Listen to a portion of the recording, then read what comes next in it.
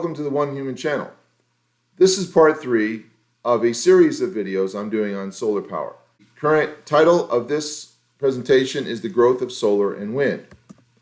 In previous parts, I asked the following question: can we produce enough solar to power our city or state? And the answer was yes. At least in the state of Illinois, all of our electricity could be produced on 2.2% of agricultural land. Now, it wouldn't have to be agricultural land. It could be any of the land, including buildings, sides of highways, and so forth, but gives you a sense of scale. In Knox County, where I live, in western Illinois, the answer was yes for all energy. And all energy that we use in this county could be produced with solar energy on 4% of the land. Pretty amazing things to discover. In part 3, the questions are: how has solar and wind energy grown in the United States and the world, and what has driven this growth? If you look globally at the last 20 years, you'll see that solar and wind energy has grown quite substantially. And when you assess the percentage per year it's grown, you find the following: that wind has grown 19% per year over this 20-year span, or 12% per year in the last 10 years, while solar has grown 39% per year over the 20 years, or 30% per year in the last 10 years. That's phenomenal growth. And a good comparison is to look at what fossil fuels have been doing over the same time period. And they have been growing at about 2% per year. So clearly, renewable energy, particularly wind and solar, is growing very, very quickly. When you look at the United States, at solar production, you see an increase is quite substantial. Back in 2008, virtually none, to 2022, quite a bit. When you do the math on this, you'll find that the growth was 48% per year for the 20 years and 30% per year in the last 10 years, which is consistent with what we find globally. This growth, although it's 30% the last 10 years, you can look at the actual annual growth rates, and you'll see in recent years, 5 of the last 6, we have growth rates exceeding 30%. So we have substantial growth in solar over the last 5-6 years, and really the last 20 years. And we're seeing this throughout the United States, but in particular pockets of the country where it is being incentivized, such as Illinois. We're seeing substantial growth in Illinois solar. When we look at wind in the United States, we also see growth sustained over long periods of time. When you look at the annual growth rates, you'll find that it's 22% per year over the 20 years, or 12% per year over the last 10 years, which is slightly higher than global. Not surprising then, we see that U.S. electricity is now provided by wind to a great extent. In fact, over 10% of wind. In some states, it exceeds 50%. This is quite a shift. If you go back, say 2006, only 0.5% of U.S. electricity is produced by wind. 16 years later, it's now up to 10% and growing. When you look at growth rates across the board, for comparison's sake, you see the U.S. versus the world. You see the last 10 years in red, the last 20 years in black, and you can tell from this chart that renewable energy, wind and solar, are growing much, much faster than fossil fuels, and much faster, in fact, than the Dow Jones as well, especially over the 20-year period. Why is this happening? Well, in the solar front, you can see that the price of photovoltaics, which are the solar panels, which is most of what the solar energy production is in the world today, has dropped. The price has dropped substantially over time. In 11 years, it's dropped 82%. Just imagine if that was your gasoline prices. So if you were to start with a price of $4, a 82% reduction would be, your gasoline would be less than $1 a gallon.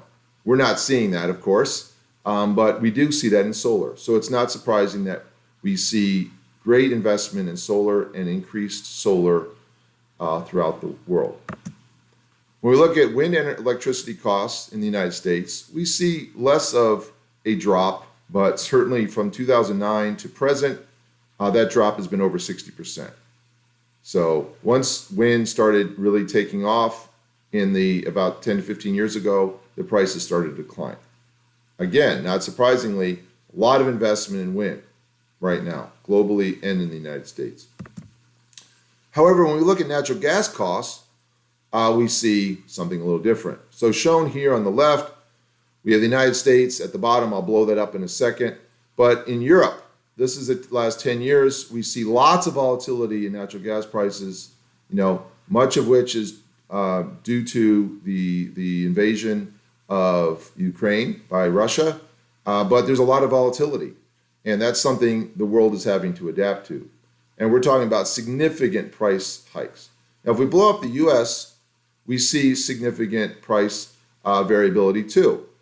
Okay, we saw drops from 2014 for a few years, then kind of leveling off.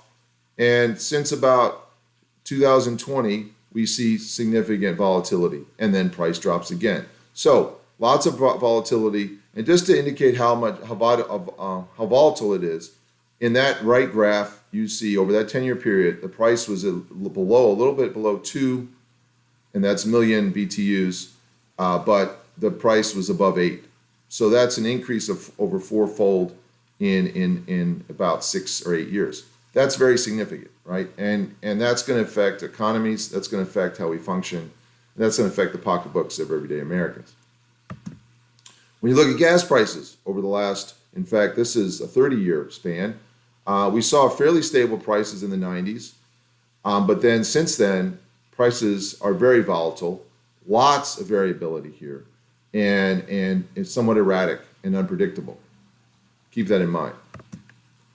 Then we see, not surprisingly, from the previous graph, a headline in CNN as of last week.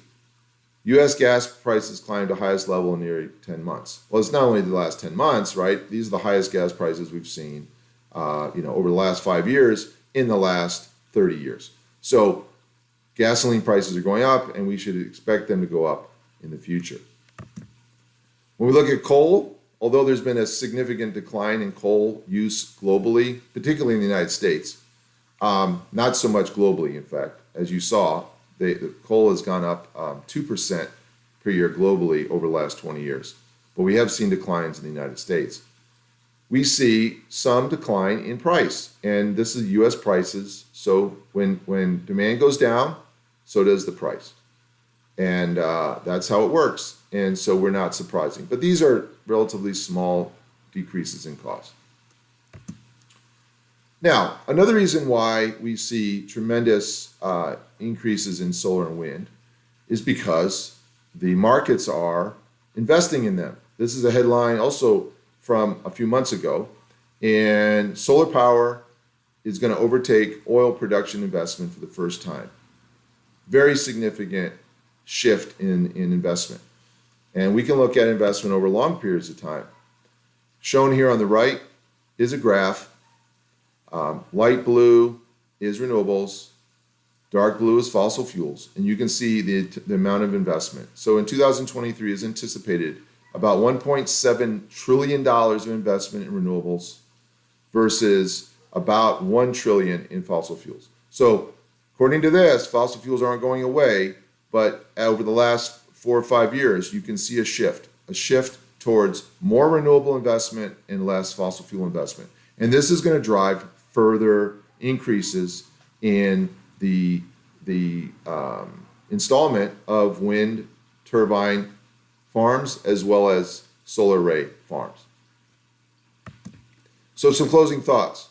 Solar and wind has grown at rapid rates for 20 plus years.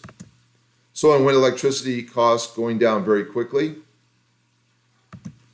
Solar and wind energy consistently lowering in price. In contrast, natural gas and gasoline prices are very erratic and unpredictable and likely to go up in the future. And then the investment dollars continue to shift from fossil fuels to renewable energy, and that is anticipated to continue in the future. That's it for the main presentation. As always, I have a book recommendation. This book by Paul Hawken called Regeneration, Ending the Climate Crisis in One Generation, came out earlier this year, and it's a phenomenal book. I encourage people to read it. It's something that is easily digestible. It's broken down, each 2-3 pages is a chapter, and it really deals with the solutions. Any number of solutions that we could implement now in humanity, in our civilization, in our country, in our cities, that could have substantial benefit to us, not just in reducing our CO2 emissions and perhaps ending the climate crisis, but also through reinvestment in our communities, more jobs, more money being spent locally, cleaner air, all of these other benefits that come from any of these activities.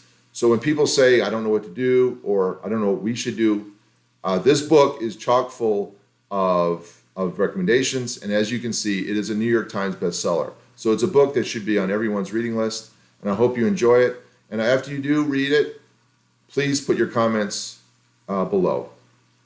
Thank you. It's the end of Solar Part 3. See you for Solar Part 4 in a few weeks.